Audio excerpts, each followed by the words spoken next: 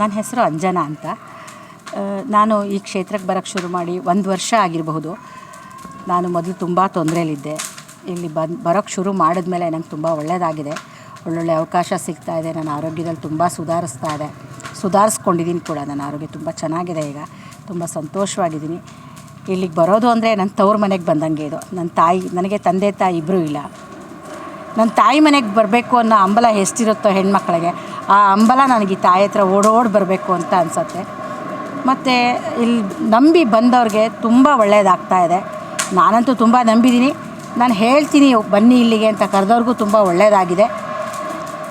ತುಂಬ negative thoughts ಮಾತಾಡ್ತಾರೆ, ಆದರೆ ಅದು ಏನೋ ಮಾತಾಡ್ತಾರೆ, ಇನ್ನೂ ಅವರು ಶಾಪಕ್ಕೆ ಗುರಿ ಆಗ್ತಾರೆ.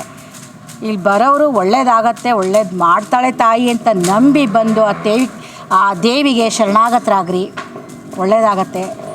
ನಂಬಿ ಬಂದ ಮಕ್ಕಳನ್ನು ಯಾವತ್ತೂ ಆ ತಾಯಿ ವಿಜಯಕಾಳಿ ಅಮ್ಮ ಕೈ ಬಿಡೋದಿಲ್ಲ.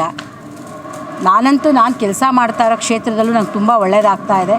ಒಳ್ಳೆಯ ಯಶಸ್ಸನ್ನು ಕಾಣ್ತಾ ಇದ್ದೀನಿ. ನನಗೆ ಒಳ್ಳೇದಾಗಲಿಲ್ಲ ಅಂದರೆ ಮತ್ತೆ ಯಾಕೆ ನಾನು ಇಲ್ಲಿ ಬರ್ತೀನಿ? ಸತತವಾಗಿ ನಾನು ಬರ್ತಾನೂ ಇರ್ತೀನಿ. ಆ ತಾಯಿ ಆಶೀರ್ವಾದ ನಂಗೆ ಸದಾ ಇರುತ್ತೆ ಅಂತ ನಾನು ನಂಬಿದ್ದೀನಿ. ಸದಾ ಆ ತಾಯಿ ನನ್ನ ಹಿಂದೆ ನಿಂತು ನನಗೆ ಆಶೀರ್ವಾದ ಮಾಡ್ತಾ ಇದ್ದಾಳೆ.